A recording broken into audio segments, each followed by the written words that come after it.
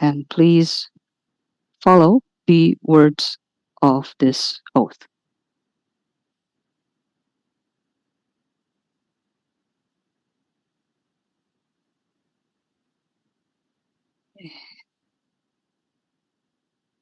In the name of God, most merciful, most benevolent, in the name of God, I swear that as an expert, I will provide my truthful statement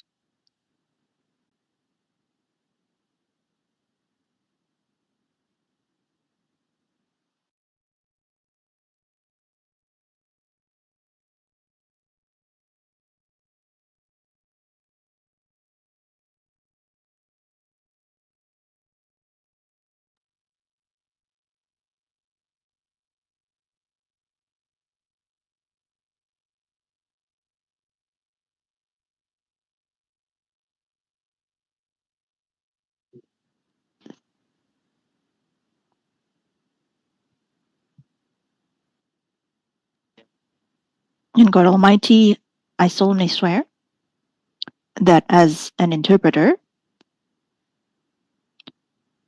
I will truthfully interpret from English to Indonesian and from Indonesian to English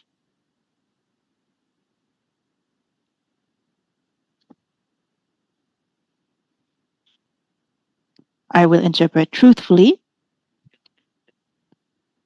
accurately, in accordance with what is being said. Thank you.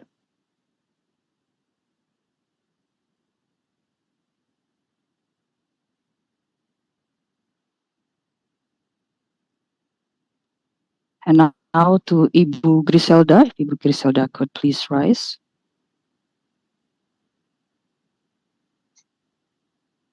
And if you have someone assisting you, that person should be on your left. But we understand that you have no one with you right now. That's fine. Please hold the Bible, place your hand on the Bible, and then with the right hand, please make this symbol. So you are going to translate from Bahasa Indonesia to English and vice versa. We're going to start your oath. I solemnly swear as an interpreter that I'm going to interpret from English to Bahasa Indonesia and from Bahasa Indonesia to English truthfully and no less than that. And may God help me. Thank you, Ibu Griselda. And now to Professor Quinn.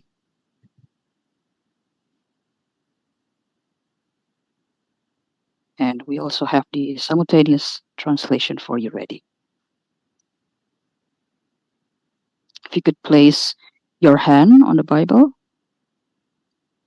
and then your right hand making the peace sign.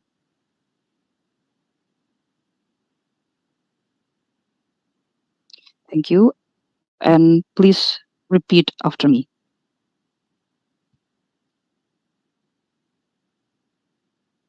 I shall begin. I solemnly swear that I, as an expert, I solemnly swear that I, as an expert,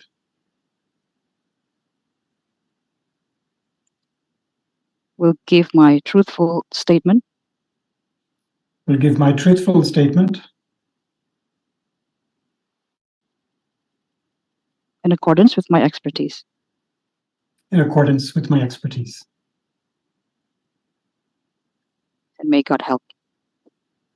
May God help me. Thank you, Professor Quinn. You may be seated. Thanks.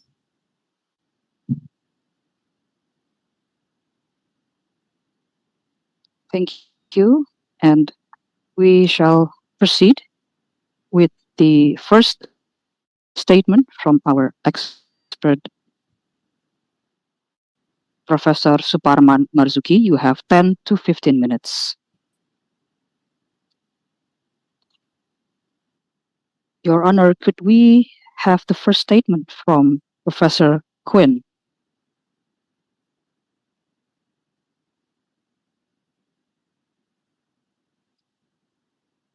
I would defer this to the applicant. Who would you like to have the witness first? Perhaps Professor Quinn? If we could have Professor Quinn providing the statement. You have 10 to 15 minutes. And after that, we will have the Q&A if there's any question. Professor Quinn, you may start. Thank you, Chief Justice, and it's a high honor to present before you today. The issues you're about to examine are truly of global significance. The whole world is engaged on the issue of legal capacity. When we draft, a lot of states, a lot of governments, and a lot of NGOs insisted that the reason why there's so much inequality facing people with disabilities is precisely because of their invisibility and a lack of recognition of them as persons. So Article 12 in particular of the UN Disability Treaty is front and center, and indeed we call it the very object and purpose of the UN Disability Treaty. So the issues you're looking at face every government, and a lot of governments are engaging in very positive law reform in this area. And some of that legislative reform is stimulated by court action, particularly constitutional decisions that provide a stimulus for governments to think differently about the issues. It's a very, very important and profound issue. It engages ethics, philosophy, but also law in very practical sense. And who counts as a person in our society? And unfortunately, as you know very well, throughout legal history, many human beings have not counted as persons in law and in public policy. Overall, taking the big picture over the last 200 or 300 years, there has been an ongoing law reform process to include more and more human beings within the category of persons, to recognize them as persons. The exception being certain categories of persons with disabilities. So in a sense, this is the last outlying post of invisibility in law that we're looking at the world stage today.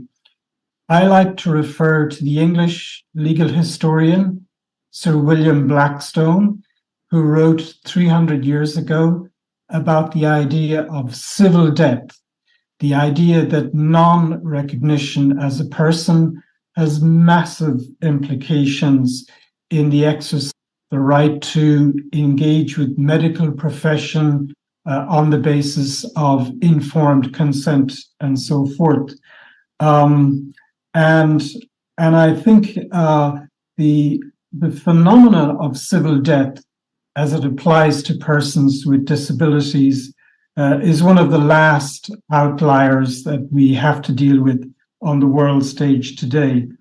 The issue of legal capacity is closely attached to the issue of moral agency and recognition as a person in law, and particularly in constitutional law.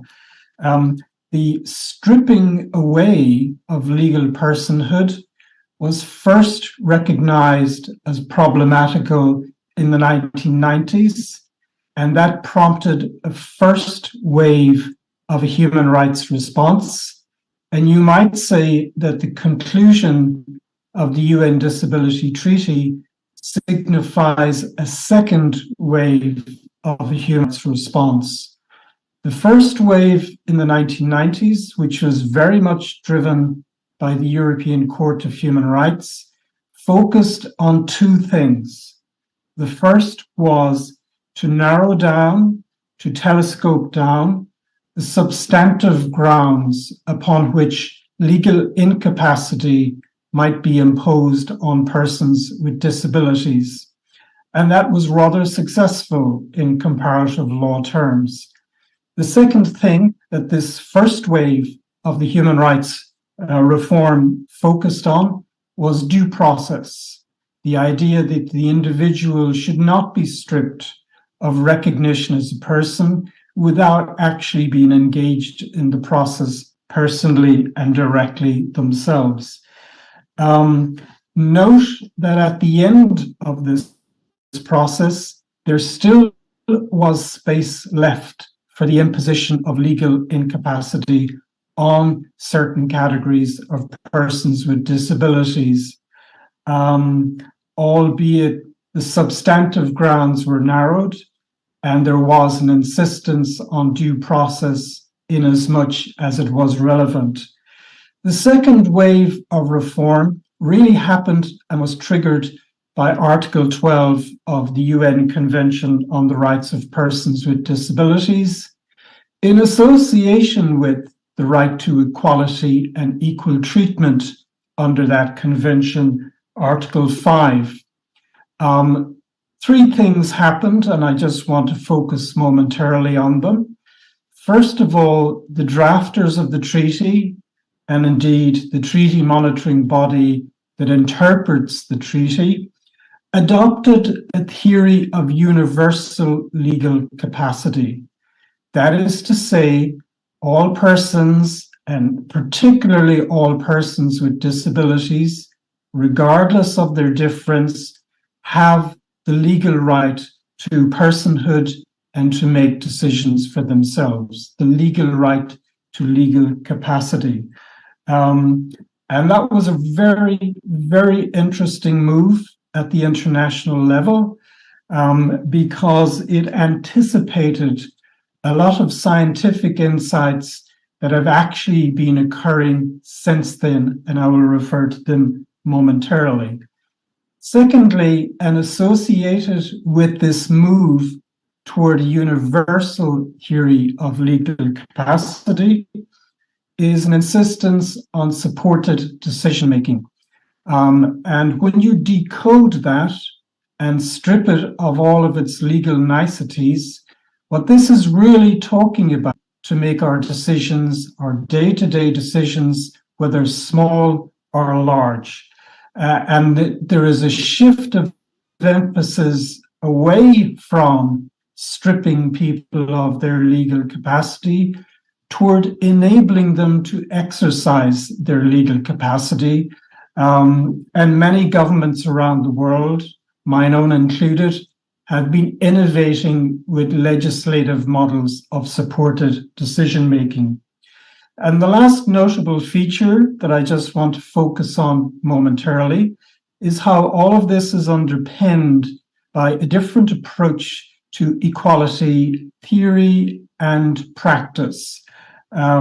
Traditionally, and you don't really need me to tell you this, in comparative constitutional law, the relevant test was always, is there a material difference between the individuals or the groups in issue? And if there is, that may well justify differential treatment.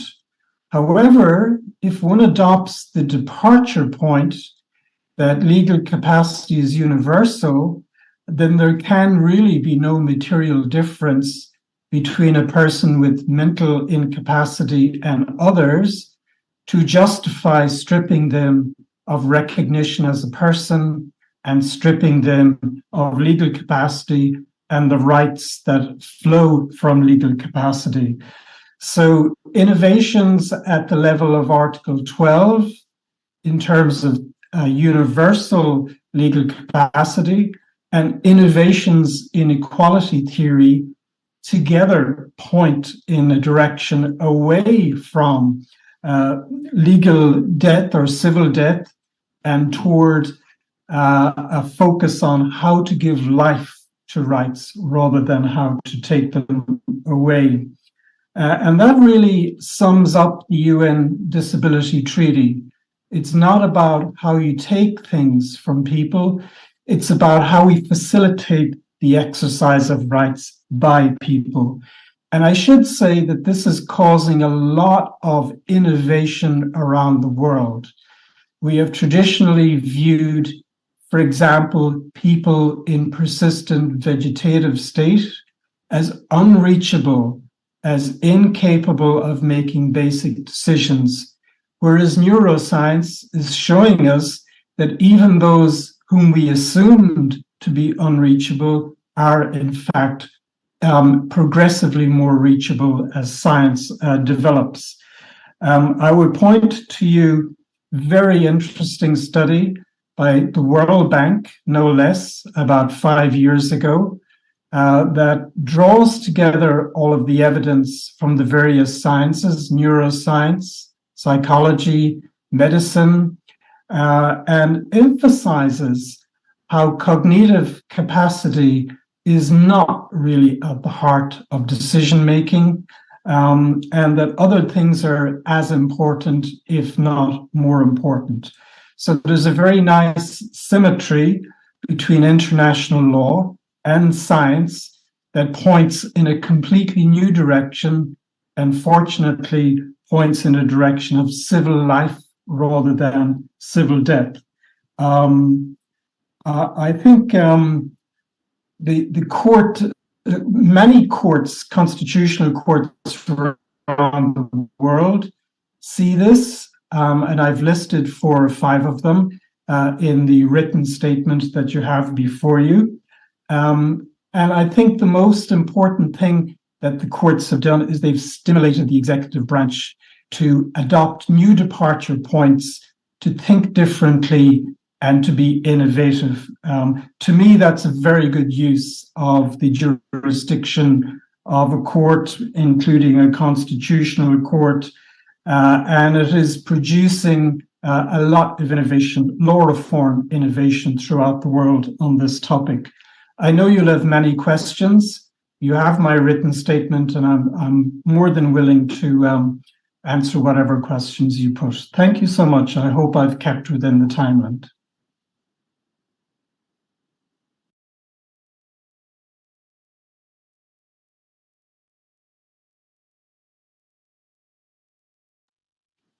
Thank you. Let's continue first with Professor Suparman Marzuki. Thank you very much, Your Honor. Justices, please allow me to share screen.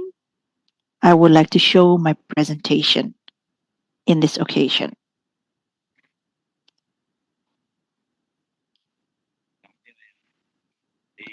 Your Honor, Chief Justice, Justices, my expert view consists of 3 sections. The first, I will be discussing about legal subjects. Then I will be discussing about the state's obligations upon the ratification of the International Convention on Human Rights.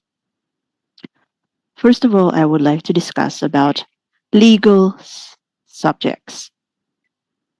They have a very crucial role, and this is also the reason why legal concepts are useful and meaningful. And this covers physical, mental, as well as the freedom, rights, obligations, interests. And as such, it is not replaceable in the eyes of the law, because the upstream to the downstream of the law is indeed for personhood and for people. As such, the legal conceptions in the modern era highly respect human, and indeed we find that the evolution of personhood actually leads to more humanism. It does not lead to dehumanism. And as such, legal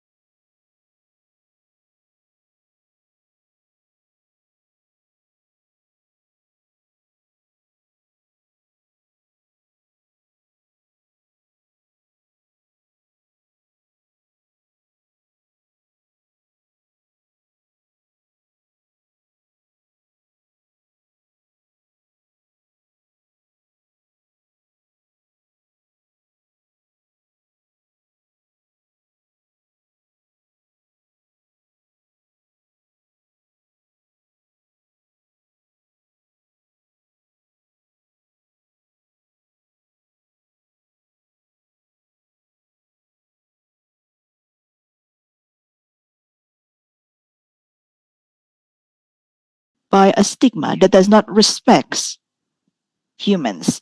The use of the word simple-mindedness, insanity, and rage, in this case, refers to the terms that were used several centuries ago.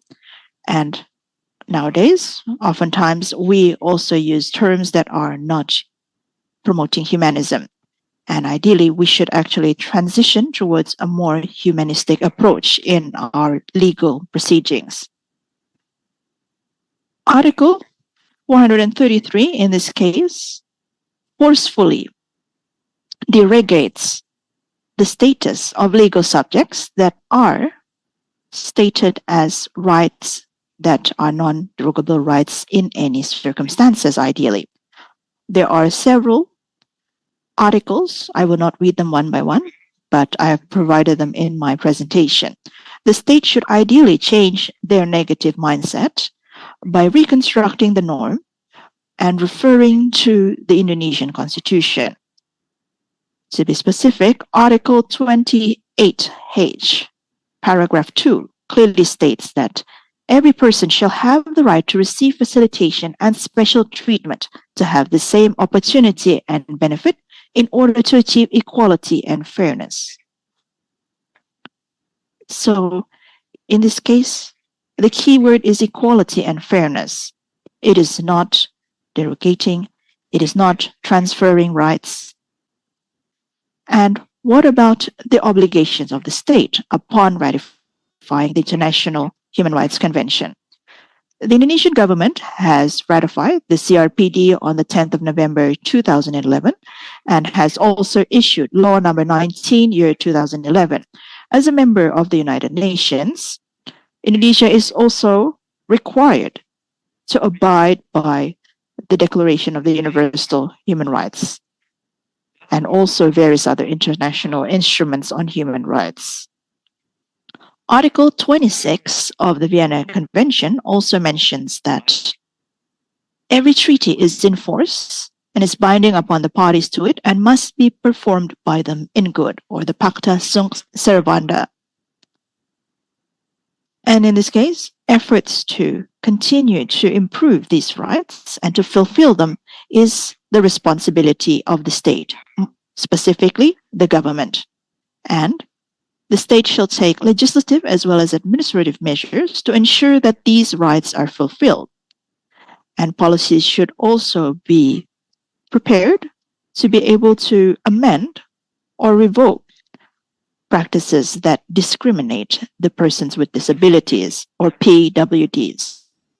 We would like to ensure that PWDs are also treated as equal before the law. And we want to ensure that the persons with disabilities are also legally capable. And my conclusion is that the ratification of the CRPD, as well as Law Number 8, year 2016 on persons with disabilities, has mandated the obligation and responsibilities for the government to ensure that the rights of the PWDs are protected, fulfilled, and also respected, with the basis that they are a full legal subject, that they are also equal, and that they should also be treated respectfully. Changing the behavior to amend and also to revoke either legal provisions as well as habits and practices that may discriminate persons with disabilities will be crucial. And we want to also ensure that policies that respect as well as protect can actually then transition more to a social model, not only a medical model. I would like to now discuss about the power of justice, specifically the Constitutional Court, because the Constitutional Court can play a crucial role in upholding the human rights at the national level. The Constitutional Court has also directly referred to international treaties as a form of legal arguments and also to interpret various categories of human rights that are governed in the Constitution. And the Constitutional Court also refers to Article 6, paragraph 2 of the International Convention on Civil and Political Rights, stating that death sentence is also part of a violation of civil rights. And human rights international conventions are also used in this case for retrospective legal action. Your Honor, Justices, the main issue in establishing a new frame of mind and mindset will indeed require us to challenge the old way of thinking. But we can certainly learn from other countries. I would like to give some examples of the decrees of constitutional courts in other countries. Ecuador, in their constitution, post-amendment in 2008, as well as a decree of the Indian court stating that the Ganga and Yamuna River are legal subjects. Another example is New Zealand, that also determined that the Wanganui River is a legal subject.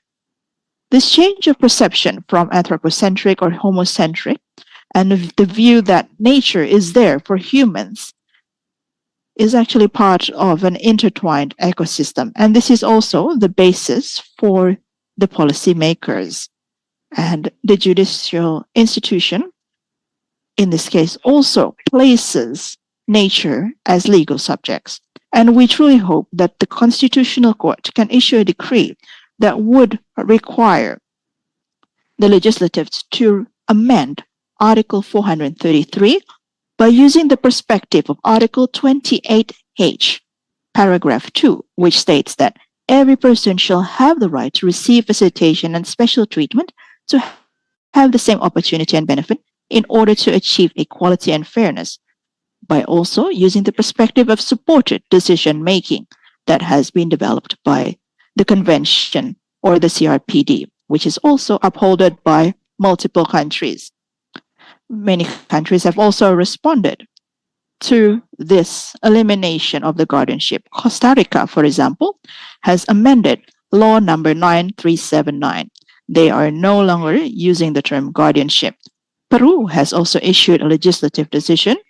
Colombia, Spain are also other examples. They have amended their law and their constitution. With regards to court decisions, Mexico is another example. They have issued a decree stating that guardianship are unconstitutional and contradict the CRPD. Costa Rica is also an example. They have issued resolution number 09857, which also affirms the constitutionality of the law to promote the individual autonomy of PWDs. Georgia. Constitutional Court in Georgia has also issued a decree that eliminates the guardianship system in that state, and they introduce a new system which supports decision-making. This marks the end of my presentation. Thank you very much. Thank you very much. Thank you very much, Pak Suparman. We will now continue with Professor Gerard. And you also have 10 to 15 minutes. Apologies, Professor Gerard has already had his opportunity to present, and I would like to now give the applicant an opportunity to pose questions. So I would like to firstly pose questions to Professor Gerard. So some interpret that Article 433 does not result in civil death because it is their inherent right, but they do not have the authority to determine it further. So the question is this a form of a violation of legal capacity, as also mentioned in the CRPD, because you also use the term civil death? And my second question is, in your written statement, you mentioned that cognitive abilities play a smaller role in the decision-making, and rather it's an automatic process that is also dependent on the surrounding environment. Can you please elaborate further on this along with the decision-making mechanism? Now, the third question for you, Professor Gerard. In several discourses, guardianship is considered to provide protection as long as it's in line with the best interests of the person under the guardianship. What are your views on this?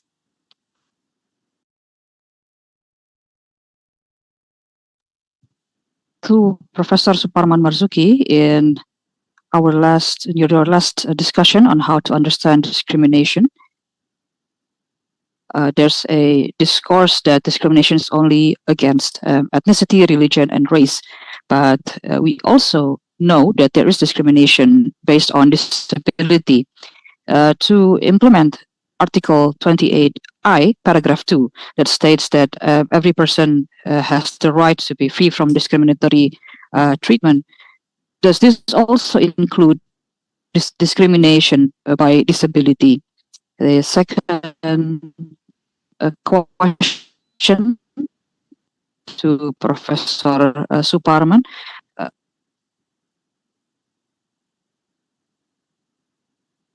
There's a recommendation to the Indonesian government to carry out legal reform, especially on Article 433 of the Indonesian Civil Code. In your opinion, and to what extent should we accommodate that? That's much, Your Honor.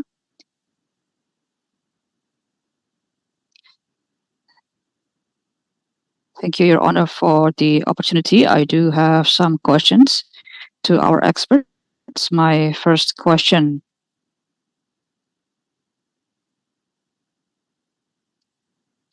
is to Professor Quinn, but before that, I would like to read out in Bahasa Indonesia, Article 12 that our expert referred to. So in Article 12,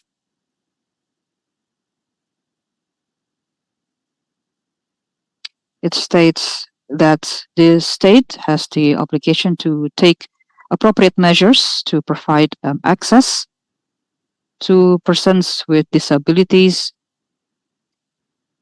and to assistance that they may require in order to exercise the legal capacity of the persons with disabilities.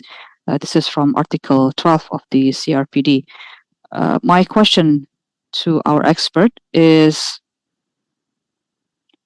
the state parties that have ratified the convention, how do they implement this? How do they ensure the implementation of legal capacity, and whether the implementation of legal capacity is based on the legal system, the domestic legal system, or is there any mandatory provisions that set the standard for state parties in implementing legal capacity, or whether state parties can do this differently based on their respective legal system? Or is there any other binding provision for the state parties? That's my first question. My second question is that legal capacity in several countries is accommodated in their laws. In Indonesia, for example, 462 of the citizenship is being regulated systematically, so on how to grant legal capacity and how to implement legal capacity.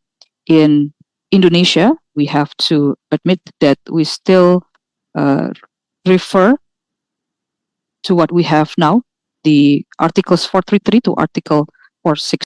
And according to our expert, this also constitute the implementation of legal capacity. My third question is about legal capacity and its practice in other countries. In Indonesia, the legal capacity in the context of guardianship that's exercised based on the judgment of a court, and that judgment is achieved after careful consideration from Articles 433 to Article 462. These articles describe a process that the judges need to observe when deciding a case or an application for guardianship. So there's a detailed description in our laws before a judge can decide whether to grant guardianship or not to grant guardianship. So legal capacity in the context of guardianship in Indonesia is not something that is decided arbitrarily. The judges would consider the facts, and we also have the clear guidance for the judges to do that. And in your opinion, wouldn't this also constitute implementation of legal capacity? My next question for persons with disabilities and in relation to Article 12 of CRPD, are they able to exercise legal acts and to have legal accountability? In your opinion, to exercise legal acts and to exercise legal accountability, can persons with disabilities do that as well? That's for Professor Quinn. My next set of questions for Professor Suparman. I have 3 questions. My first question: how do you interpret Article 433 of the Indonesian Civil Code? In your opinion, does it only have one interpretation? You can just refer to just Article 433, or do you also need to consider the content of Article 433 in relation to other articles down to Article 462? Because if the case that we are hearing now is only about Article 433, then can we treat Article 433 separately as an individual article without consideration to the other related articles? My next question to Professor Suparman is, in your opinion, how do you see a person with psychosocial disability,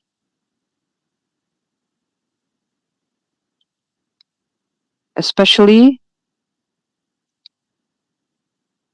those with, for example, schizophrenia, bipolar disorder, depression, or other kinds of other types of personality disorder? Would you consider them to experience insanity as mentioned in Article 433, or is there distinctions?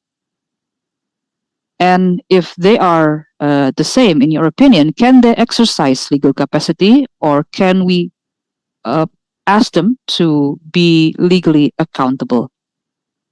So those are our questions. Thank you, Your Honor.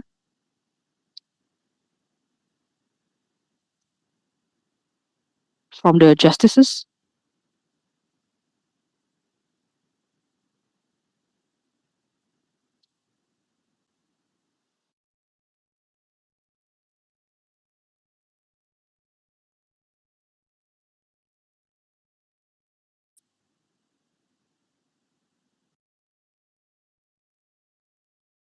So I have a simple question.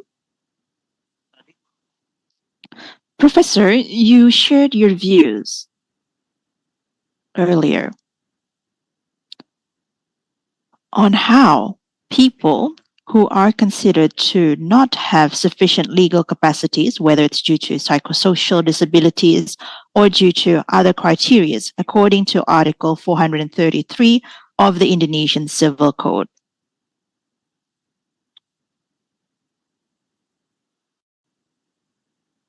So this then becomes, in a way, an exit when we compare it with the supported decision making. And another way is by facilitating them in their decision making process. This is an interesting concept in my view. However, my imagination then ends on the point of how this will look like in a concrete or real sense. So how in reality, in actual terms, will this process look like? How will supported decision-making take place? So this is certainly an interesting concept, but I would like to hear in concrete terms, what type of actions can we take in order to implement supported decision-making? What type of facilities would need to be provided? Would the significant action be taken by the legal subjects alone, or will this decision-making be then assisted or taken over even, including under the perspective of facilitating? So will the facilitator take over of the decision-making, or will the legal subject still have their original rights and make decisions based on their own initiative? Because once again, they are not in a normal, in quotation mark, condition to take legal actions. Those are all of the questions for Professor Gerard. And now I would like to shift to Professor Suparman. I also have several questions for Professor Suparman.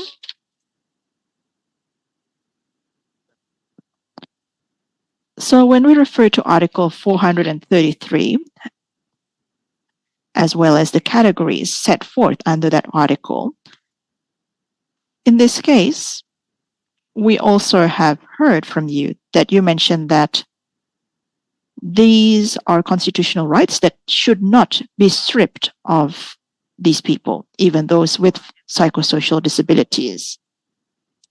So a derivative of this provision, in my opinion, or my conclusion, is that the constitutional rights of these individuals shall totally be classified as non-derogable rights. They should not be derogable in any sense. Pak Suparman, in this case,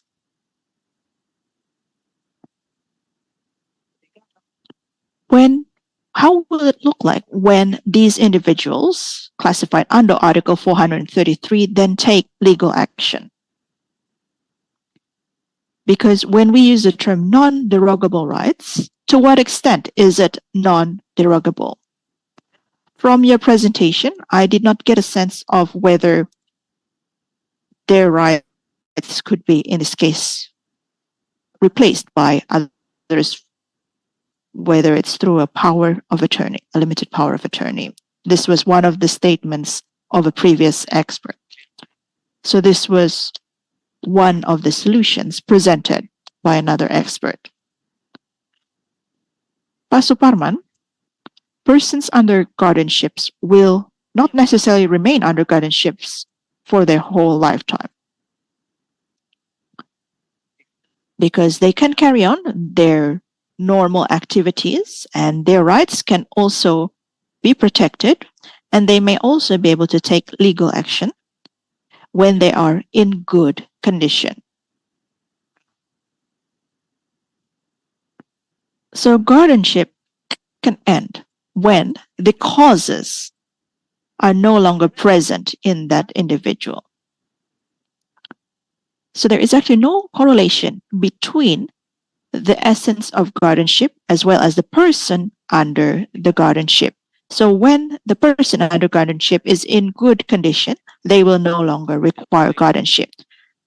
However, what we are discussing now is when they are not in good condition. This differentiation of not in good condition versus good condition, and then the concept of non-derogable rights, I think needs to be elaborated further from your side, Dr. Suparman. Thank you very much, Chief Justice.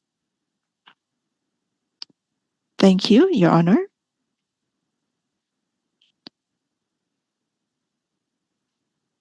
Do we still have other questions? Thank you for the opportunity, Chief Justice.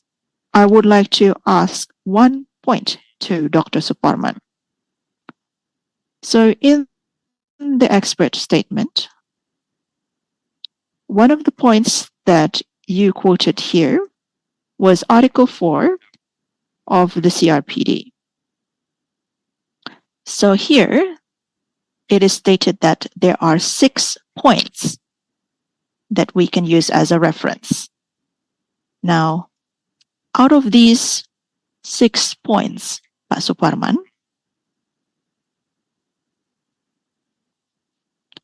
I think the main point of emphasis here is on those who make the legislation, because they are the ones that have comprehensive instruments to be able to measure, consider all types of impacts that could result from amending any regulations on persons with disabilities. This case is brought to the eyes of the Constitutional Court. In your view, Pak Suparman, what benefits could the Constitutional Court provide, considering all of its limitations, in being able to adopt this idea? And considering the various limitations of the court, in your opinion, Pak Suparman, will there be impacts if this were to be carried out by the court, but considering that the court might not have sufficient instruments to detect all of these changes? It is not as simple as we think, because the court also has limited space to detect what type of implications may result if we were to revoke this provision. Pak Suparman, I'm sure you have extensive experience in this field. So could you enlighten us or give us a forecast, perhaps, on what would be the risks if we were to take this idea, implement it, rather than transferring it to the legislative bodies? I would like to now give an opportunity to Professor Gerard to respond.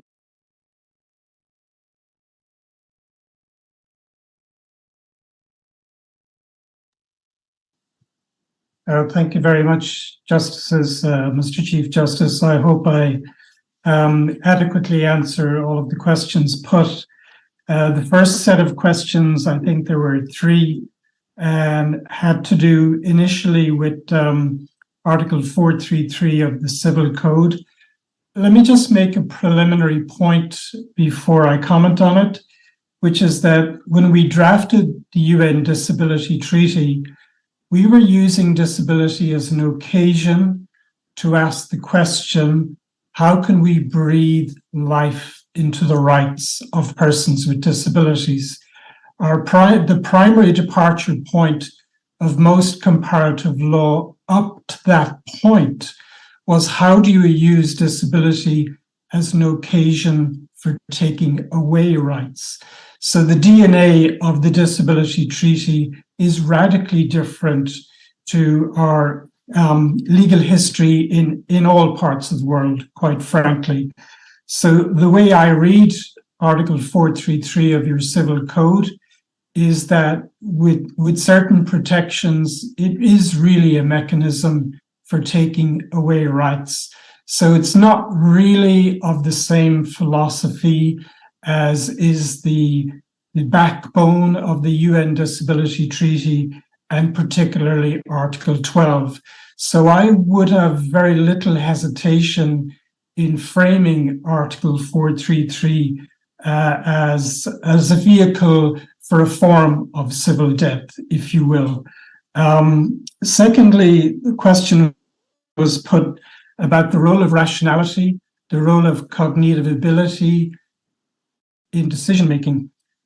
And I point to the World Bank study. There are many other studies like the World Bank study, but this one is particularly authoritative.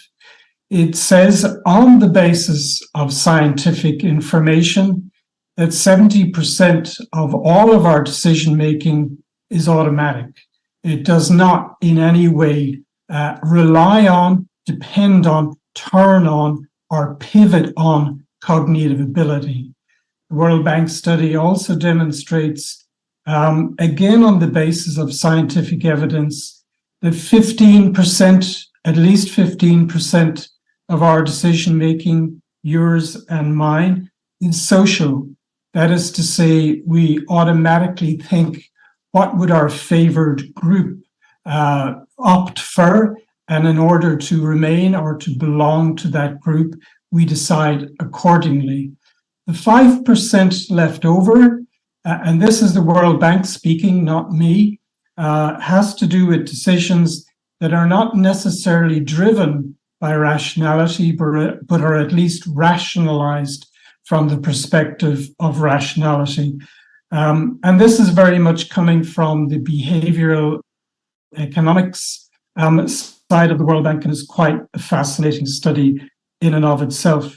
What that demonstrates to me is that the insistence on cognitive ability as the essence of what it means to be a person, to be admitted into the full rights of personhood, is not evidence-based. And science is vividly illuminating that point, I think. So that explains the 5% concept that I put into the statement, which goes right back to the World Bank report. Also, I think the third question, if I remember correctly, sorry, I'll jump ahead of that. It was put to me that are there any strict guidelines on what this switch toward supported decision-making would look like? Are there any guidelines that are granular in nature? There's a few answers to that. One is that international law is not a straitjacket. It creates ample space for innovation, and that a lot of regions and a lot of countries approach the issue quite differently. There are some clear guidelines within the UN system, particularly a general comment of the treaty body on the rights of persons with disabilities, but others as well. But with the caveat that countries have and are encouraged to exercise a right to innovate for themselves, particularly when striking out in a completely different direction, as this would be.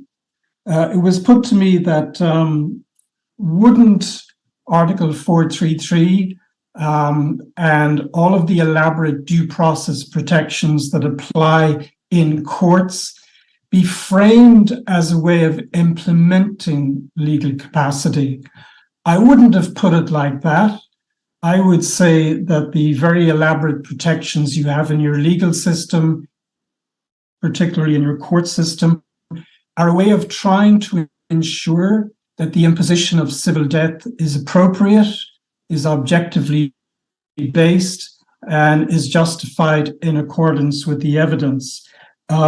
So I don't see due process necessarily as a way of actually delivering on the right to civil life. I see it as a way of tempering civil death, but the convention strikes out in a radically different direction, and that's, I think, what we need to focus on. Very interesting question was put about, well, what are the implications of this? What are we getting into? What are the known knowns and the unknown knowns? What kind of risks do we face? And there are a lot of policy choices that the legislative branch, that the executive branch will have to face. And there is no one size fits all around the world. For example, if we move toward a regime of supported decision-making, how do we ensure that the supporters are not, as it were, imposing their will and preference on the individual rather than facilitating moral agency and the legal capacity of the individual? How do we handle conflicts of interest when there are four supporters and they disagree among themselves? How do we handle that kind of disagreement about the actual will and preference of the individual? You can't solve that as a constitutional court, but it's really for the executive branch and the legislative branch to work it out for themselves. And I have to say, many governments around the world are at the beginning of the transition, and they're learning in that process of transition how to actually achieve this. If one were to say we need to identify with exactitude all of the risks and handle them now, then the change wouldn't happen. And I think the beauty about constitutional courts is you supplement the democratic process by triggering the process of change, and then it's over to the executive and the legislative branch to pursue that accordingly. There was one or two extra supplemental questions, but I'm finding it difficult to read my own handwriting at the moment, so perhaps we can come back to them. Back to you, Chief Justice. Thank you.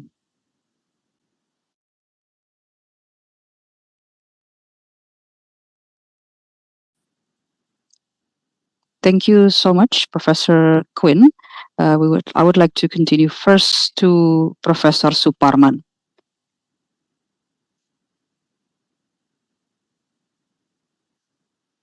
Thank you, Your Honor.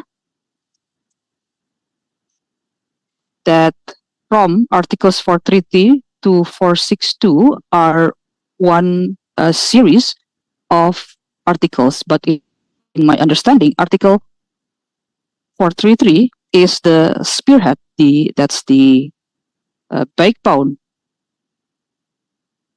because Article 433 describes someone's that qualify for a guardianship. Some criteria under Article 433 that would qualify a guardianship.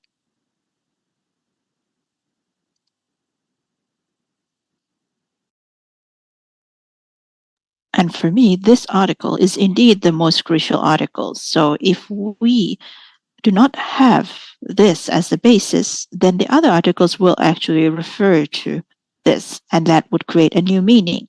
However, Article 433, 434, 435 is actually part of the support for Article 433. So in my opinion, Article 433 will be the key in this case. And the next question was about how psychosocial disabilities differ from other types of disabilities. I would like to apologize that I am not an expert in this field. However, if we refer to the CRPD uses the term disability groups, persons with disabilities, and they are, in this case, entitled to have legal protection. And this has also been reaffirmed not only by myself, but also by Professor Gerard. Now, I would also like to address the question from Justice Suhartoyo. This is a crucial question. Should we let them be, or should the state intervene according to Article 433? This is actually quite similar to the statement that Professor Gerard gave earlier. I would imagine that the government, with the support of the Constitutional Court decree, which we know plays a key role in the democratization, could be crucial. So Constitutional Court in this case plays a key role to improve the lives of Indonesians so that we can practice the law as best as possible. When we refer to Article 28H, paragraph 2, this can actually be the gateway for the state and the government to establish an institution that can provide this special treatment without stripping the rights of the legal subjects. I do not have in my mind right now how it would look in concrete terms. This is usually a role that is played by non-state actors, unlike the mandate of Article 433. However, the state institutions, when we correlate it with Article 28H, could actually prevent possibilities of this article being misused. because we have had cases where there are individuals that are labeled to be crazy, and then they are then issued with a statement of their psychosocial conditions, and this is issued by the court. This is a reality that we are facing. They're forcefully brought to mental institutions, mental asylums, and then they're labeled. When I was working in one of the legal aid institutions, we had a wife of an individual that was labeled to have psychosocial disabilities come to us. And the wife said that my husband is not suffering from psychosocial disability. Sometimes he may say things that for the normal people might be slightly strange, but then his family, his extended family, brought him to a mental asylum. The mental asylum then issued a statement, and he was then labeled to have psychosocial disability. One of the impact of this is that he loses his right to inheritance. This is certainly something that the Constitutional Court should anticipate. These are potential misuses of this article. And my last point, I have read many decrees of the Constitutional Court since its establishment. And in this case, I certainly acknowledge that the Constitutional Court has issued many decrees that is crucial in order to have legal changes, amendments to the regulations, amendments, or pushing the parliament and the government to make amendments. I truly recognize and acknowledge this. The court decisions, moreover, the Constitutional Court decisions, will not, in absolute terms, naturally end all contradiction. However, this will be part of an effort to build a state's civilization. Moreover, considering that it is the Constitutional Court that we are talking about. So I'm always very proud when I hear that the Constitutional Court is making breakthroughs. These breakthroughs might result in controversy, but in the end, it is well accepted. One example is the case of children being born out of wedlock and the relations, the civil relations that child has with their father. This is certainly a breakthrough, and the Constitutional Court has taken action in this matter. There are also many other decrees. So from my view, for this particular case, I don't see there are risks on the matter of whether the legislative and executive bodies do not abide by the Constitutional Court. Well, this is something that is public knowledge, that we know that there is no guarantee that the legislative would have to abide by the Constitutional Court. But actually, Constitutional Court decisions are equal to the Constitution. And considering that we are a legal state, I believe that there will be a learning process and there will be lessons learned from the Constitutional Court decision.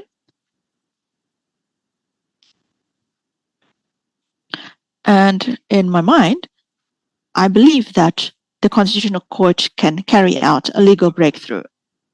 Considering that science, technology is continuing to develop, I believe that these conceptions of human rights will continue to evolve. And indeed, there is significant challenges for the Constitutional Court. But I have true faith in the capacity of the 9 justices. I believe that you will be able to make a major decision for this case and future cases. Thank you very much, Justice. Thank you very much, Dr. Suparman. I would like to ask the applicant whether the applicant would like to bring any witnesses to the stand. Yes, we are planning to bring 2 more witnesses, and we also have additional documents that we would like to present as evidence. Your Honor, I forgot one question. I did not respond to one question that was posed by the Council. Apologies. Please give me an opportunity to respond. The point of discrimination in Article 28I, paragraph 2, takes part and can be happening in many forms. And it mentions the phrase, any form of discrimination. So it's not only referring to the Universal Declaration, ICCR, it's not only about race, religion, but also disabilities. Because disabilities, when we refer to the human rights law, well, they're classified as vulnerable groups in addition to elderly, pregnant women, because there is a potential that these persons with disabilities might not be able to fully exercise their right. The next point I would like to discuss is the obligation of the state in fulfilling international conventions. There is a debate on this concept. And through the various debates, articles were then published that ironically actually reduced the universality, especially those that govern about the freedom of the right to speech, the freedom to choose a religion, and this has also results in conflicts, even at the grassroots level. For that reason, the international provisions on the rights of each state to ratify the convention, regardless of their right to also, in this case, reject any provisions, well, in a general sense, most states would be required to adopt these conventions into their national legislation, perhaps with the exception of several articles that is allowed by the international conventions. For example, for the case of Indonesia, we do not include the crimes of war, aggression into our legislation. However, if we do not include human rights principles, I believe this will result in a bad image for Indonesia, because this is part of the constitutional rights, and it is certainly for the interests of the legal subjects. Thank you very much for the opportunity, Your Honor. Thank you, expert. So I would like to ask the applicant, you have two more witnesses that you would like to bring to the Constitutional Court. Yes, we have two more witnesses, and we also have additional evidence. Please do present them to the Constitutional Court. So we will postpone the proceedings. The next proceeding will be on Tuesday, on the 23rd of February at 11 a.m.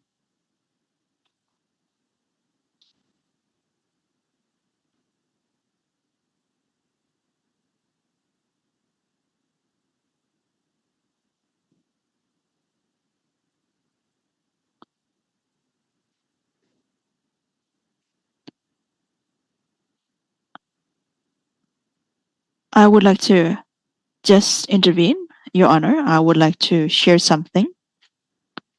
So Article 433 has broad implications. And we would also like to hear from the relevant parties, because there are a lot of relevant parties. We have associations and we also have curators, because this is also dealing with properties, assets. We also have private curators involved. And even the Attorney General could also be a guardian. So I think this is crucial to involve the relevant parties. We want to ensure that all relevant parties.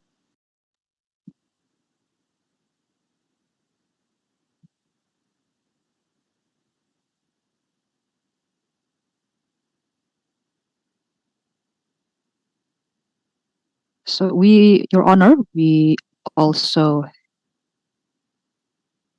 have a question. So we have a related party, a relevant party here.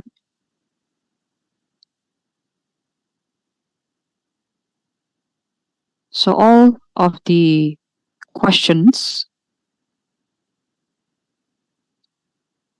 will be accommodated. So we'll create a list of questions and requests.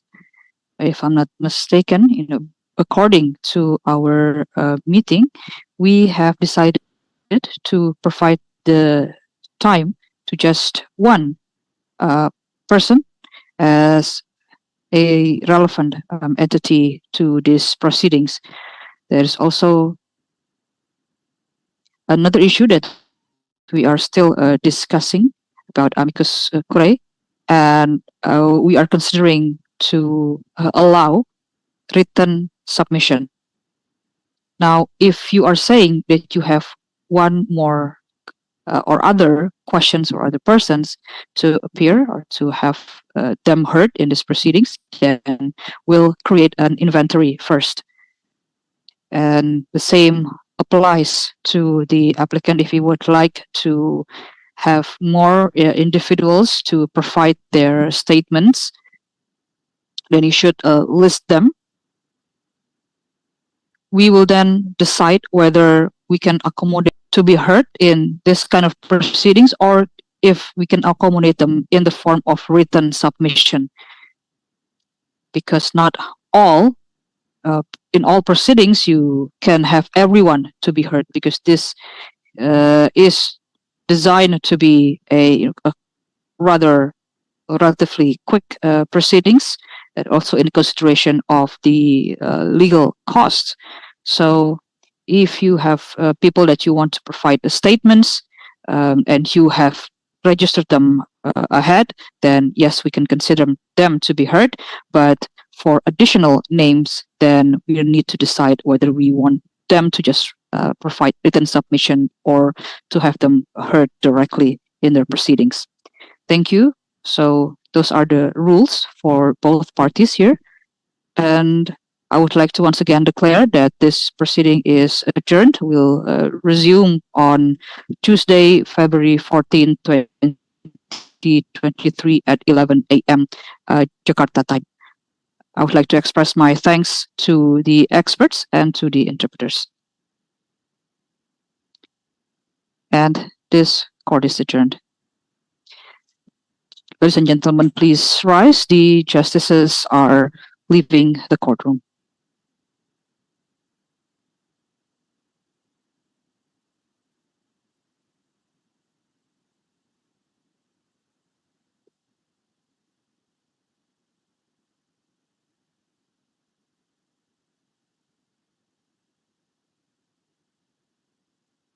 You may be seated. Ladies and gentlemen, that is the end of today's session on Wednesday, February 1st, 2023 for case number 93/PUU/2 and then /2022. The next session will be held on Tuesday, February 14, 2023 at 11 a.m. Jakarta or Western Indonesia time. Thank you. And